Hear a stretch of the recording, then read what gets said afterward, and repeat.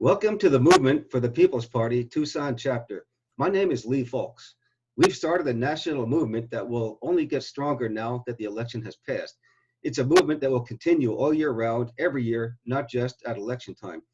With me here is Lilian Chavez, another one of our Tucson activists who really has a lot of passion about not only Tucson, but also our entire country. I've taught high school here in Pima County for 16 years, and Lilian has gone through the same school system as a student. So now you can get an overview of Arizona's K through 12 schools from both a student's and a teacher's perspective. Hi, Lilian. Hi, Lee. So how long have you lived in Tucson? So I've lived in Tucson for about 4 years. I'm going on 5 years now. Casi 5 años.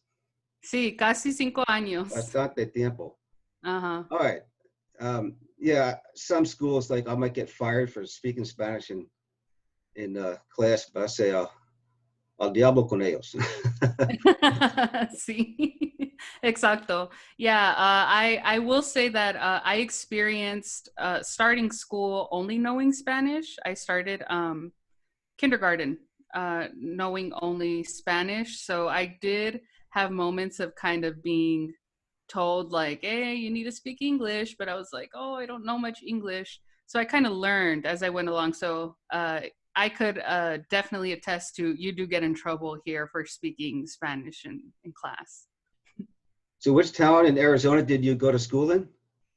So I was born in Phoenix, but I went to school in Douglas, Arizona, which is most would consider a rural area. The population is roughly about 17,000, around there, maybe less.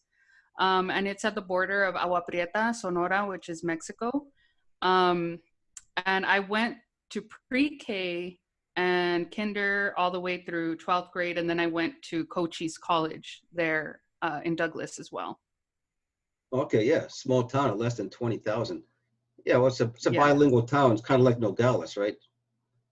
Yes, that's a great comparison. Right. All right, so you've attended the K through 12 public school system in Arizona. What do you think of it? So obviously we're here to speak truth. I don't think it's very great. And it's definitely not at the fault of the teachers or instructors. I had a lot of amazing teachers and instructors growing up. But unfortunately, the tools that they are given is basically the type of tools that you give to someone when you expect them to fail.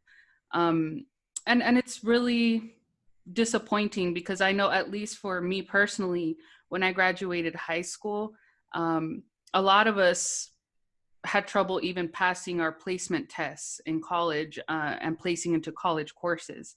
Our books were always old. Our materials were just so outdated. And I had cousins who went to different schools in better areas in Arizona, and they had definitely better tools to learn with, whether it's books or computers or libraries.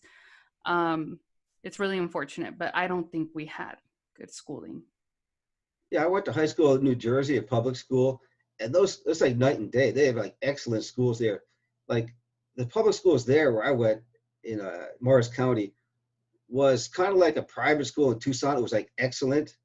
And here, the schools are just so devoid of anything, especially the charter schools. They got rid of the gymnasiums. They got rid of PE. They got rid of art. They got rid of music. I taught for 16 years in different schools in Pima County. And a couple of years ago, I worked at a high school on the south side. We had textbooks that were 18 years old. I couldn't even teach about 911 was not even in there because it was published like about 6 months before 911 happened. And this is like 2 years ago. And on top of that, there were middle school textbooks. It's pretty insulting to give a high school and middle school stuff. So I didn't use them at all. I had to write all my curriculum. The teachers had to work during lunch, which violates federal law.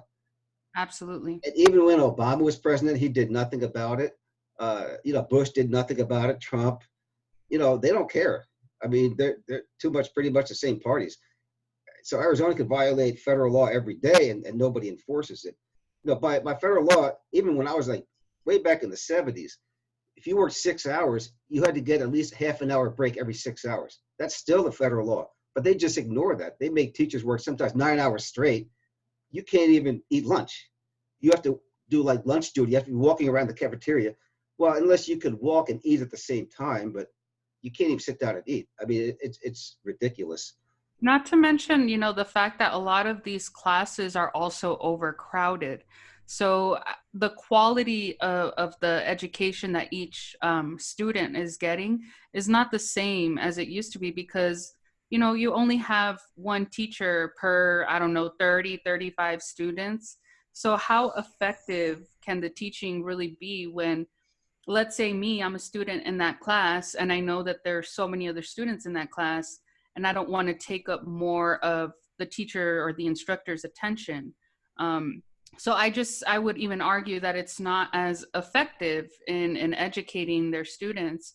And a lot of these teachers need teachers' aides. And at this point, probably more than one at the rate that we're moving at. And it's the disparity also in class in Arizona, as you mentioned, you worked on this at the south side of Tucson. And unfortunately, the larger margin of people who are affected or the students are people of color or Black students, Indigenous students.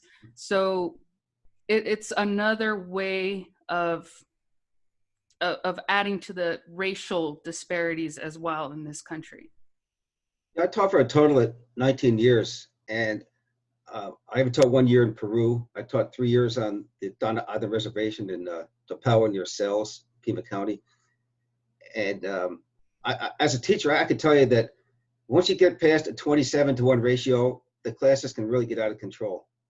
Ideally, it's between 15 and 20, but 27 is like the absolute max. Then it just gets out of control. And a lot of times, like the local high schools, like Tucson Unified School District, they got like 35 or 38 in the same class. And it's a really disservice to the students. It really is.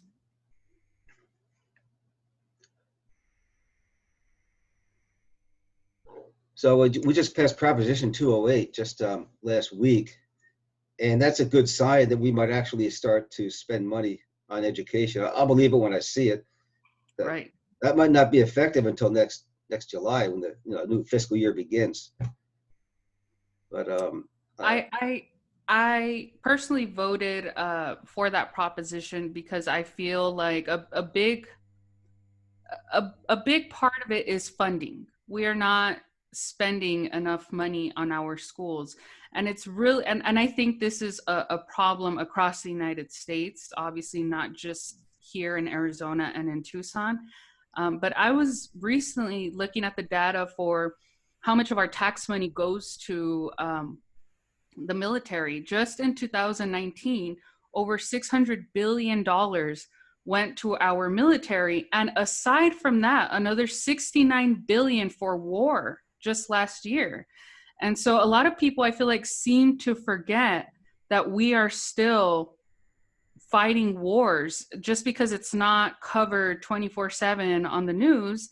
A lot of people seem to forget that we are still fighting wars and our tax money is going to that. And so it's very frustrating when we hear people saying, where does that money come from? Or how can we add more money to that when the deficit, but nobody asks that when that money's going to war and to military. Well, yeah, the military budget over the past 20 years has been roughly $780 billion a year. And it pretty much stays the same, whether it's Bush, Obama, Trump, it just goes on automatic pilot. You can plug in one president, plug out one, plug in another one, same thing. Pretty much goes on automatic pilot. They say, oh, we can't afford Medicare for all, but we can afford to bomb people all over the world. And I think the most patriotic thing that personally I can do is educate my American people, not bomb people in other foreign countries. To educate to me is, whether you're taking care of people as a nurse or doctor or, giving of yourself to make other people better. That's the most patriotic thing we can do. Absolutely. And I think that people also tend to kind of separate themselves because we don't necessarily see a lot of war going on our soil. And I think people feel so disconnected from that sometimes, but I don't think people realize that when we go into these countries to start wars, we aren't just killing, their military. We're killing innocent people as well, and children and women and men who have nothing to do with these wars. And so when I think about a lot of things like pro-life issues, for example, I don't understand how we can, be pro-life when it comes to abortion, but not when it comes to wars and murdering innocent people of other countries. So it's just very, as you mentioned, I feel like our priorities in this country are so backward. If we have all those billions of dollars to go to war and to our military, why can't we reallocate some of those funds into our education system and into getting everybody healthcare? Because I mean, the last time I checked, the statistics were showing that over 26,000 people die every year just because of lack of insurance. So that alone should really put red flags up for people, especially now during this pandemic. Um, I heard of a case recently where somebody had a very preventable case of COVID. And because they were avoiding the hospital bill, they stayed home and they ended up getting a form of like double pneumonia and ended up losing their life. And so it just seems so criminal to me. And as you mentioned, this has been happening forever. It's not just President Trump. It's all the presidents prior to him as well, saying that this can't be done. It absolutely can be done. Yeah, you mentioned pro-life, and I think, why is it that the pro-life people care so much about you when you're inside your mother's womb, but as soon as you're born, they want to cut off your health care, cut off your food supply, they'll evict you, put you out in the street, they don't care about your education? That's not Exactly. pro-life to me. Pro-life means cradle to grave. To me, that's Ex- hypocrisy that's one question are never able to answer.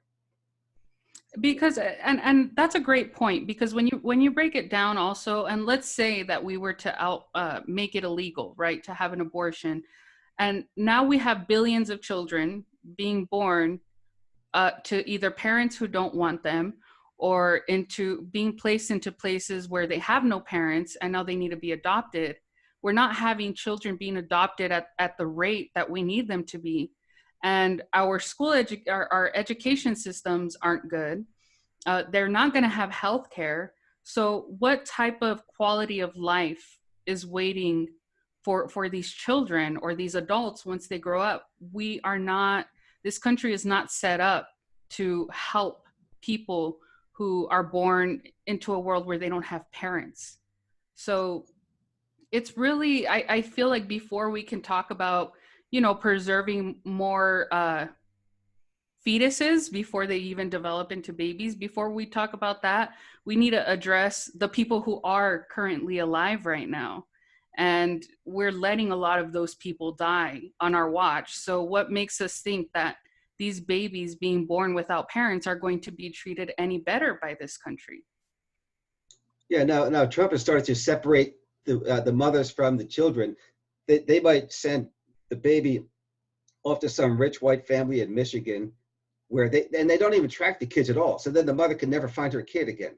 Then she gets deported back to Guatemala or whatever country she's from. And that's thievery. I mean, that's kidnapping, literally kidnapping. I mean, how many countries in this world would accept that? Almost nobody.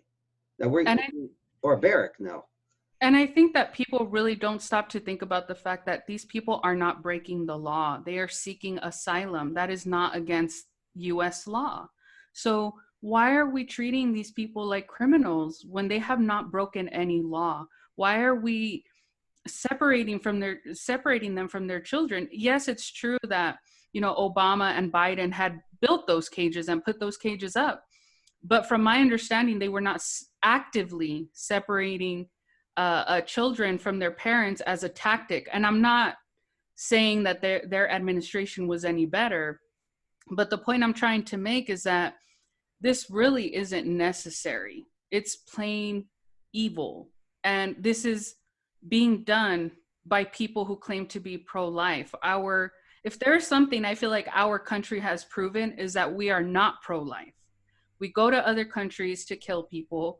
You know, I grew up in a border town and I saw the effects of Operation Fast and Furious, which happened under Obama and under Biden. And so we are the least pro-life when it comes to, you know, on a global scale.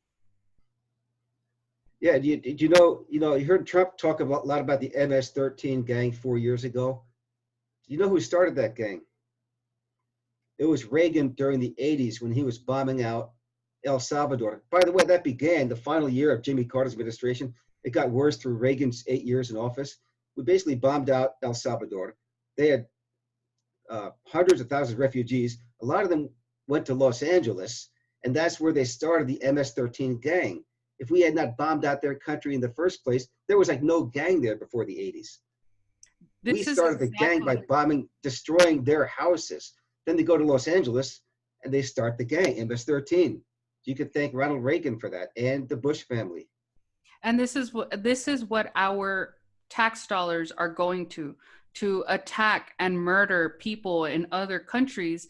And consequently, we end up radicalizing a lot of these communities because, I mean, the same way other countries would consider the United States a radical a military force, you know, because as long as you have resources that we want, we're coming for you.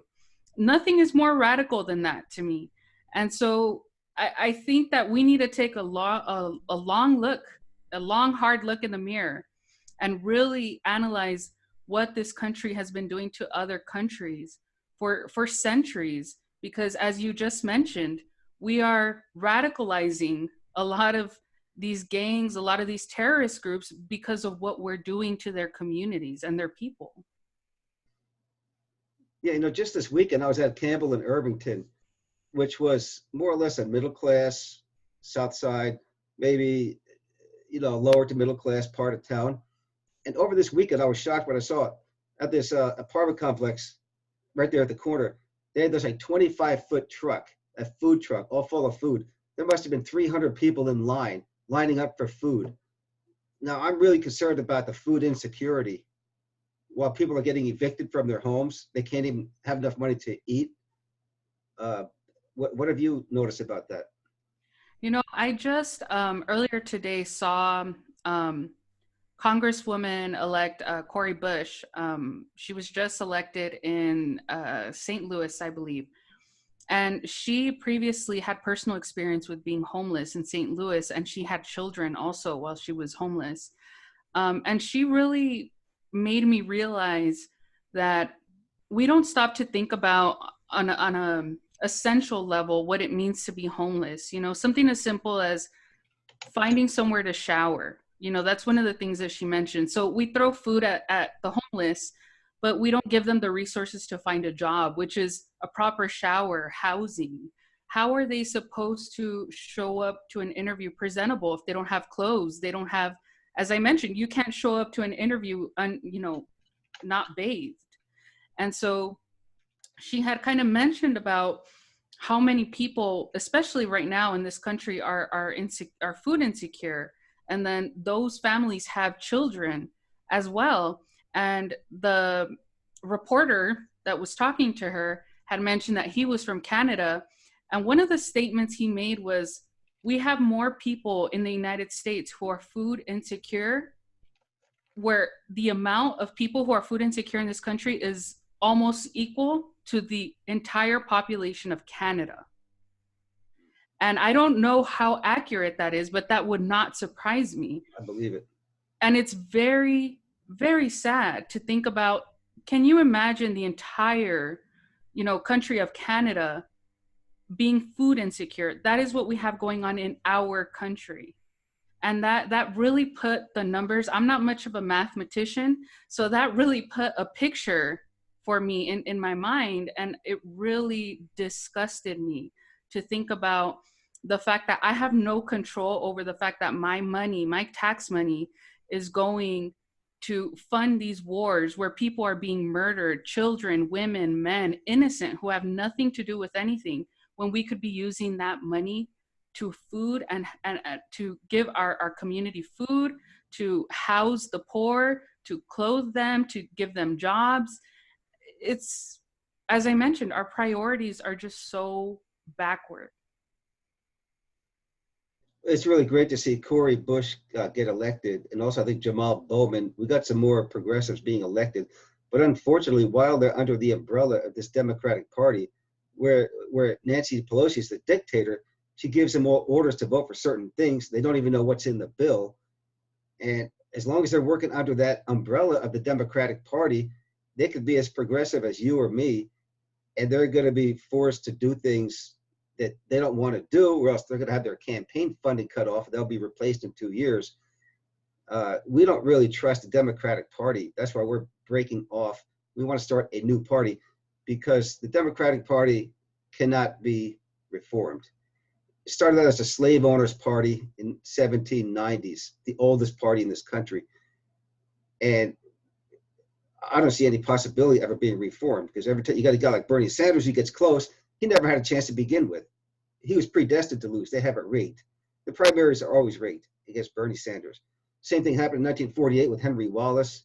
1968, they didn't have to rig the primary because they just put a bullet through the head of Robert F. Kennedy, who probably would have been the best president of my life, but that's how they got rid of him.